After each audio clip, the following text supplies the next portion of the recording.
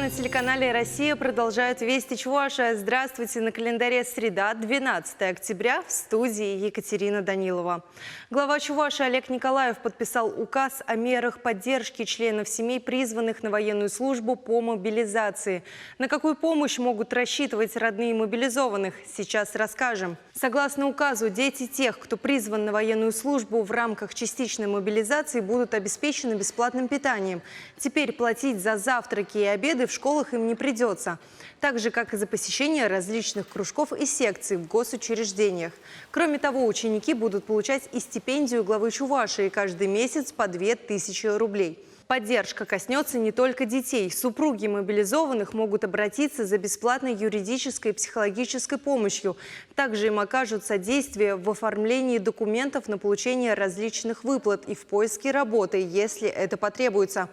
Кроме того, компенсируют часть затрат на приобретение газового оборудования, приборов учета голубого топлива, на строительство сети газопотребления в пределах границ земельного участка. А теперь к другим темам. С 14 по 31 октября изменится расписание пригородных поездов по направлению Канаш-Казань.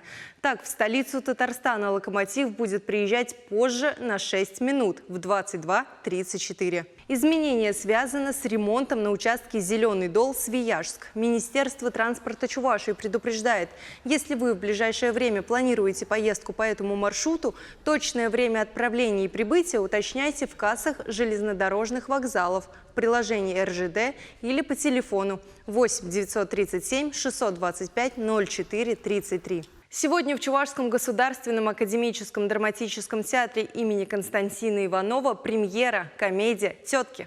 Спектакль для отдыха. Так назвал свою постановку режиссер Алексей Герасимов. И правда, комедия очень легкая и простая. В основе сюжета история двух сестер пенсионного возраста. Они живут в доме, который имеет историческую ценность. За ним и охотятся чиновники.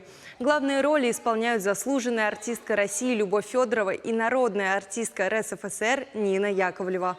Сюжет очень интересный, непредсказуемый. И я уверена, что зрители будут следить с напряженным вниманием. У меня такой роли еще не было. Хотя я 61 год выхожу на сцену, такой роли не было. Очень даже интересно. Поддержим художника из Чувашии. Стартовало голосование за лучшее граффити фестиваля Приволжского федерального округа «Форм-Арт». Напомню, в этом году нашу республику представляет выпускник худграфа Чувашского педуниверситета Алексей Чернов. Поддержать Алексея может каждый. Для этого необходимо до 23 октября позвонить по номеру 8 800 301 50 23 и отдать свой голос за работу под названием «Творчество». Она под номером 6. Его и нужно будет назвать голосовому помощнику. Напомню, яркое граффити Алексея Чернова уже украшает торец учебного корпуса ЧГПУ. Таковы вести к этому часу. Желаю вам хорошего дня. Оставайтесь на телеканале «Россия».